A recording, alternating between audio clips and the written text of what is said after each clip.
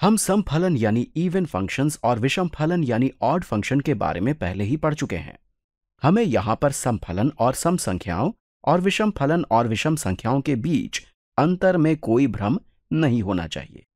हम पहले से जानते हैं कि सम फलन और सम संख्याओं यानी इवन नंबर्स के बीच में कोई संबंध नहीं होता है, और ये भी जानते हैं कि विषम फलन और विषम संख्याओं यानी ऑड नंबर्स के बीच कोई संबंध नहीं होता है, जबकि हम यहां पर गलत हैं क्योंकि इनके बीच में एक तुलनात्मक संबंध है।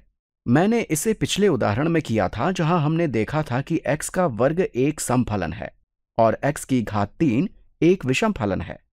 साथ ही यह भी देखा था कि y बराबर x या x का फलन f बराबर x की घात 1 भी विषम फलन है।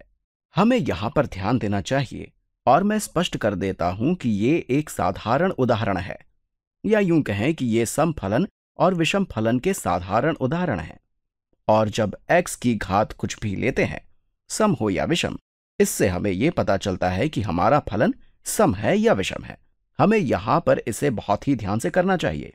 सभी फलन सम या विषम ही नहीं होते हैं, चाहे इनकी घात कुछ भी हो सकता है कि यह त्रिकोणमितीय फलन यानी ट्रिग्नोमेट्रिक फंक्शन है, या हो सकता है कि यह किसी दूसरे तरह का फलन है।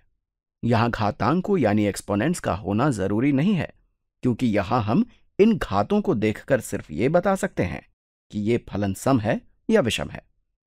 हमें स्पष्ट कर लेना चाहिए कि ये कोई एक बहुपद यानी पॉलिनॉमियल नहीं है, और हम पहले ही पढ़ चुके हैं कि व्यंजक x की घात 3 जमा 1 ना तो सम फलन है ना ही विषम फलन है।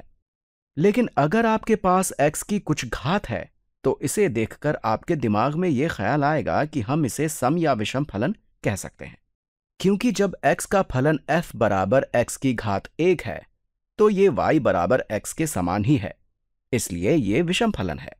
हम इसे देखकर कह सकते हैं कि हमने इसकी घात विषम कर दी है। अब हमारे पास x का फलन f बराबर x की घात 2 है। इसे हम पहले भी देख चुके हैं कि ये सम है। यहां भी हम देखकर कह सकते हैं कि हमने इसकी घात को सम कर दिया है। आइए आगे बढ़ते हैं। अगर ये x की घात 3 होता तो हम कह सकते हैं कि ये भी विषम है। मान लेते हैं कि हमारे पास x का फलन f बराबर x की घात n है। अब अगर n एक विषम संख्या है तो हमारा फलन विषम होगा, और अगर n एक सम संख्या है तो हमारा फलन सम होगा। मैं यहां स्पष्ट कर देना चाहता हूं कि हम यहां एक फलन को सम या विषम कहने की कोशिश कर रहे हैं। सभी सम फलन इस रूप के नहीं होते हैं जहां x की घात को सम किया गया हो, और ना ही सारे विषम फलन इस रूप के होते हैं। मैं आपको यहां भ्रमित नहीं करना चाहता हूं, इसलिए अगर आपके पास कुछ इस तरह के पद हैं जैसे x की घात 3, तो हम कह सकते हैं कि x की घात 3 एक विषम फलन है। लेकिन यहां ये विषम फलन नहीं है। वास्तव में इसी से हमें किसी फलन को सम या विषम कहने की प्रेरणा मिलती है। इसी तरह अगर किसी फलन में घात नहीं है तो हम ऐसे फलन को सममित फलन यानी सिमेट्रिक फंक्शन कह सकते हैं, या हो सकता है कि यह किसी तरह का त्रिकोणमितीय फलन है। हम इसे सम फलन कहते हैं क्योंकि ये एक समान तरह की सिमेट्री है, जैसे कि x का वर्ग, या हम इसे x की सम घात यानी इवन पावर कह सकते हैं।